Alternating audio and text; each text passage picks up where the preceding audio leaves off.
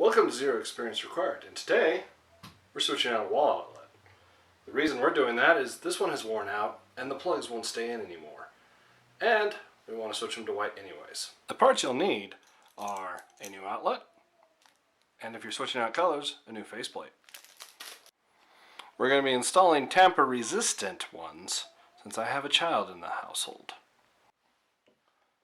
The tools you'll need for this project are something to test to see if the outlet's still on. I'm going to use a light, a screwdriver, and that's pretty much it. If you're going to be installing at night, you can use the light and an extension cord to give you light from another room because you're going to be losing power in that room. And if you're working with the thicker wires, Pinot's pliers would be nice. First step, plug in your light and then go hit the circuit breaker. Once the power's off, you'll need to run an extension cord to get you some light. I'm using something a little more powerful than this dinky thing. The first step is to remove the old outlet. This is simply done by removing 3 screws. After pulling it out, you'll see how you'll have to rewire it. This is the simplest scenario since there's only one set of wires. Usually you'll see 2 or more sets of wires coming together. If there's 3 sets, they'll usually have wire nuts holding together, or if there's 2, they'll have one that's going to the next outlet going in here and one that came from the power source in here as well.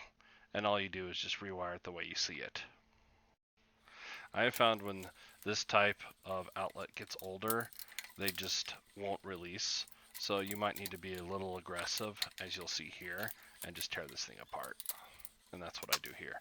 Be careful to not damage the wires though. Don't pry on them.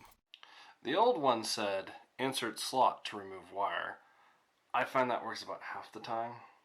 I usually just break the plastic apart since it's usually easier than trying to force a screwdriver small enough in to release that wire. Now let's say you accidentally break off the wire. You can go out and buy special wire strippers to get 14 or 12 gauge stripping. Or you can just be careful with the new nose pliers that you have and just strip a little bit more off. While doing this, only apply a light pressure. You're not trying to cut through the wire, you're just trying to cut the insulation. And you'll just need to spin around a few times. Now when you install the new one, you'll notice that it'll say white wire, hot wire. Hot wire means black. White wire, well, means white or neutral. There are 2 ways to install wires on these outlets. You can put them in this hole, or you can wrap it around this stud and tighten it down. Now you'll notice down here, you might be able to read it. It says basically use the holes only on 14 gauge. I know these are 12 gauge wires, and I know this is a 20 amp circuit.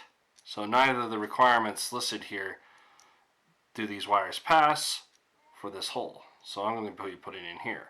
But if you have 14 gauge on a 15 amp circuit, go ahead and use those holes. There's no big deal.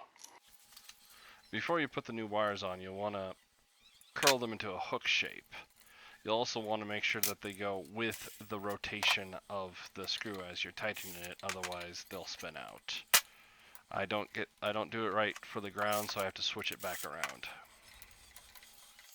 And I really should use a manual screwdriver here. Again, I should also use a manual screwdriver here, but I'm just used to using a screw gun for everything I do, so that's why I'm doing it here. Just make sure not to over-tighten. Do not over-tighten the faceplate or it will crack.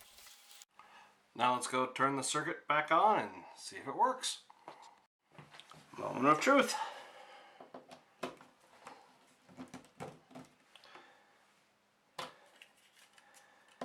Those anti-tamper really make it hard to get in. But it works. Thank you for watching Zero Experience Required, and if you liked the video, press like, press subscribe if you'd like to see other ones like it, and if you have any ideas for what else I could do, just put it down in the comments. Thank you!